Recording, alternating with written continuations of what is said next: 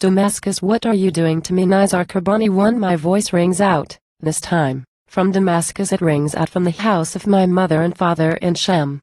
The geography of my body changes. The cells of my blood become green. My alphabet is green. In Sham.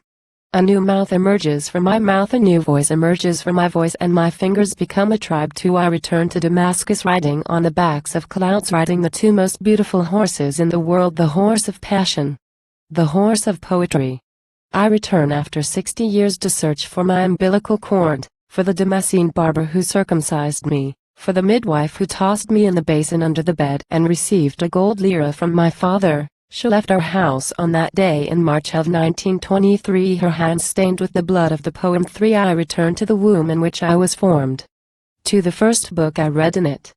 To the first woman who taught me the geography of love. And the geography of women. 4. I return after my limbs have been strewn across all the continents and my cough has been scattered in all the hotels, after my mother's sheets scented with laurel soap I have found no other bed to sleep on. And after the bride of oil and time that she would roll up for me no longer does any other and quo, bright and quo, in the world please me, and after the quince jam she would make with her own hands I am no longer enthusiastic about breakfast in the morning, and after the blackberry drink that she would make no other wine intoxicates me. 5. I enter the courtyard of the Umayyad Mosque and greet everyone in it. Corner 2. Corner tile 2. Tile dove 2.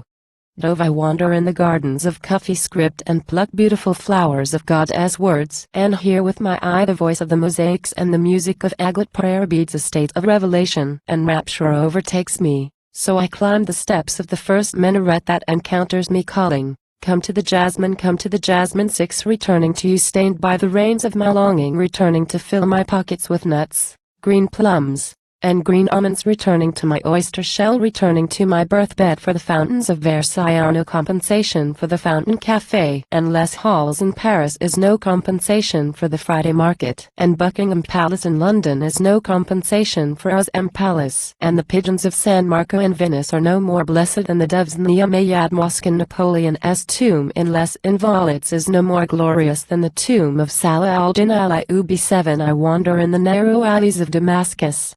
Behind the windows, honeyed eyes awake and greet me.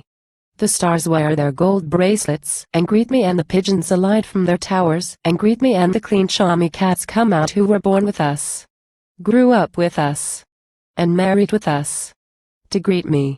8. I immerse myself in the Buzzuria souk, set a sail in a cloud of spices, clouds of cloves and cinnamon and chamomile. I perform ablutions in rose water once, and in the water of passion many times. And I forget while in the souk al-Tarine all the concoctions of Nina Ricci and Coco Chanel. What are you doing to me, Damascus? How have you changed my culture? My aesthetic taste? For I have been made to forget the ringing of cups of licorice, the piano concerto of Rachmaninoff. How do the gardens of Sham transform me? For I have become the first conductor in the world that leads an orchestra from a willow tree. 9. I have come to you from the history of the Damascene rose that condenses the history of perfume, from the memory of al-Mutanabi that condenses the history of poetry. I have come to you from the blossoms of bitter orange, and the dahlia, and the narcissus, and the and quo, nice boy and quo, that first taught me drawing. I have come to you from the laughter of Shami women that first taught me music, and the beginning of adolescence from the spouts of our alley that first taught me crying, and from my mother's prayer rug that first taught me the path to God. 10. I opened the drawers of memory one. Then another. I remember my father coming out of his workshop on Muawiyah Alley. I remember the horse-drawn carts, and the sellers of prickly pears, and the cafes of Al-Rubwa that nearly after 5 flasks of arak fall into the river. I remember the colored towels as they dance on the door of Hammam al-Kaitan as if they were celebrating their national holiday. I remember the Damascene houses with their copper doorknobs and their ceilings decorated with glazed tiles, and their interior courtyards that remind you of descriptions of heaven. 11. The Damascene houses beyond the architectural text. The design of our homes is based on an emotional foundation. For every house lians on the hip of another, in every balcony, extends its hand to another. Facing it, Damascene houses are loving houses. They greet one another in the morning and exchange visits secretly at night. 12. When I was a diplomat in Britain 30 years ago, my mother would send letters at the beginning of spring. Inside each letter, a bundle of tarragon. And when the English suspected my letters, they took them to the laboratory and turned them over to Scotland Yard and explosives experts. And when they grew weary of me and my tarragon, they would ask, "Tell us, by God, what is the name of this magical herb that has made us dizzy? Is it a talisman? Medicine? A secret code? What is it called in English?" I said to them, "It is difficult for me to explain, for tarragon is a language that only the gardens of Sham speak. It is our sacred herb, our perfumed eloquence, and if your great poet Shakespeare had known of tarragon, his place would have been better." In brief, my mother is a wonderful woman. She loves me greatly, and whenever she missed me she would send me a bunch of tarragon. Because for her, tarragon is the emotional equivalent to the words, "my darling." And when the English didn't understand one word of my poetic argument, they gave me back my tarragon and closed the investigation.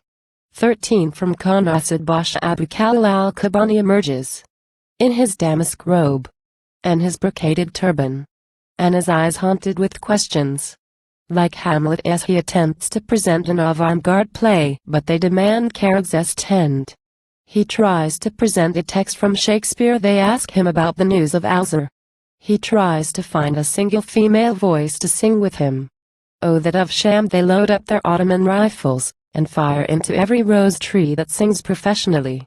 He tries to find a single woman to repeat after him, "O bird of birds, O dove." They unsheath their knives and slaughter all the descendants of doves and all the descendants of women.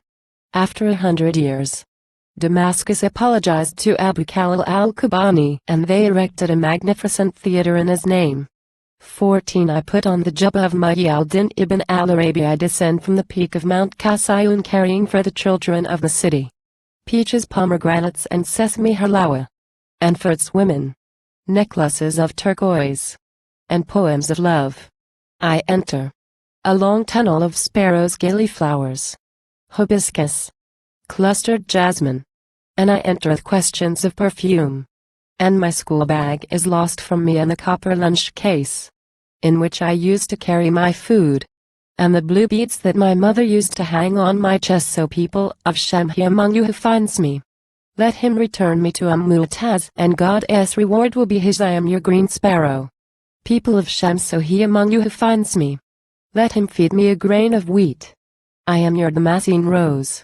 People of Sham, so he among you who finds me, let him place me in the first vase. I am your mad poet. People of Sham, so he among you who sees me, let him take a souvenir photograph of me before I recover from my enchanting insanity. I am your fugitive moon. People of Sham, so he among you who sees me, let him donate to me a bed and a wool blanket, because I haven't slept for centuries.